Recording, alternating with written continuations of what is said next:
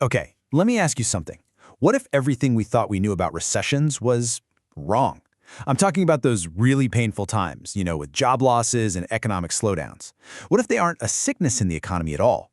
What if they're actually the economy's healthy, rational response to a changing world? Now, I know that sounds absolutely nuts, but stick with me, because that's the revolutionary idea that completely turned modern economics on its head.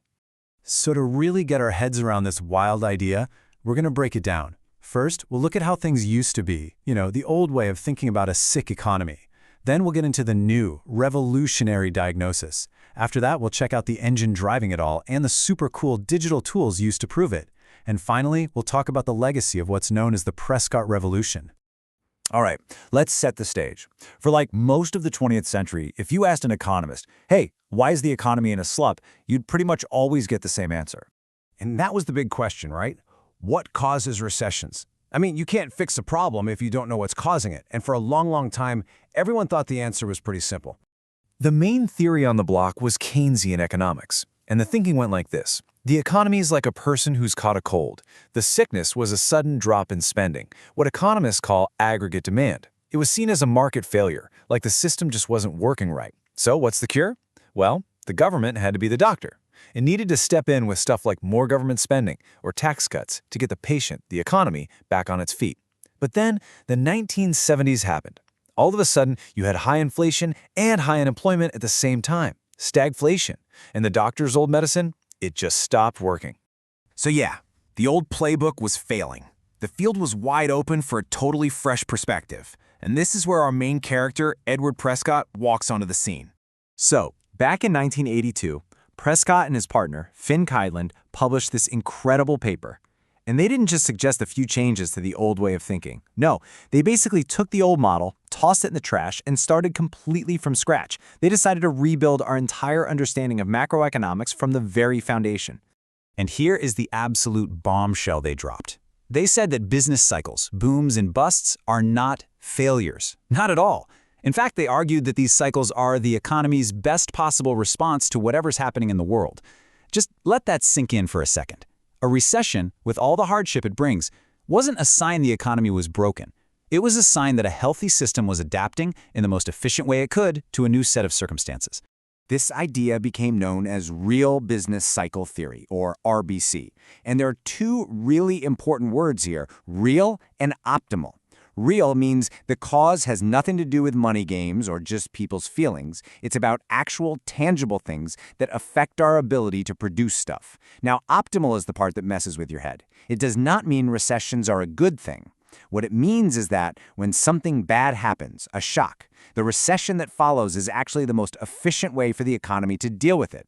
It's the best response to a bad situation, not a bug in the system. So how do they build this theory? Well, they started with some basic but really powerful assumptions.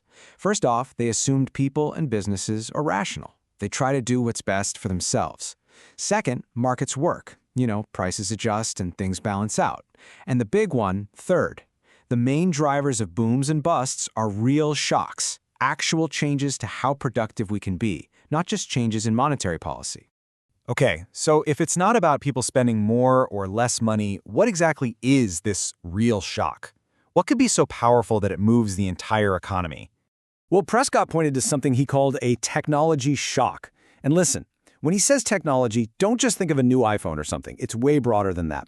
It's any unexpected change in what's called total factor productivity. That's just a fancy way of saying how efficient the entire economy is at turning labor and capital into goods and services. So a new government regulation, a breakthrough in management strategy, even a major weather event, all of those could be technology shocks. So how does this actually work? Well, let's trace it out. Imagine a positive technology shock happens. Suddenly, the whole economy is more productive. Because of that, wages go up and the return on investment gets better. So what do rational people like you and me do? We decide to work a little more, invest a little more to cash in on these better conditions. And when everyone does that, boom, you get an economic expansion. A recession, then, is just the flip side of that coin. This whole idea is built on a key human behavior called intertemporal substitution. Now that sounds complicated, but it's actually super simple. It just means we choose to work when it's most rewarding. Think of it like this. If your boss offered you double pay to work this Saturday, you'd probably do it, right? You take the extra money now and take a day off later when it's cheaper to do so. Prescott's big insight was that the entire economy does this exact same thing, just on a massive, massive scale. Okay, so having a cool theory is great and all, but you've got to prove it, right? And this brings us to the second, equally revolutionary part of what Prescott did. He completely changed how economists test their ideas. You see, the old way, econometrics, was all about looking at past data and trying to find patterns. Kind of like trying to predict tomorrow's weather by only looking at what happened on this day for the last 50 years. But that can be tricky because things change. Prescott's method, which he called calibration, was mind-blowingly different. He decided to build a model economy inside a computer. Seriously, think of it like an economic Sims game.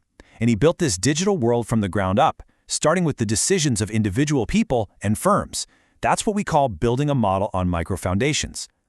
So here's the recipe for how it works. Step 1, you build your little digital economy. Step 2, you calibrate it, which just means you plug in parameters based on real-world data, things like how much people value their free time. Step 3, you hit this digital economy with the very same productivity shocks that the real US economy actually went through.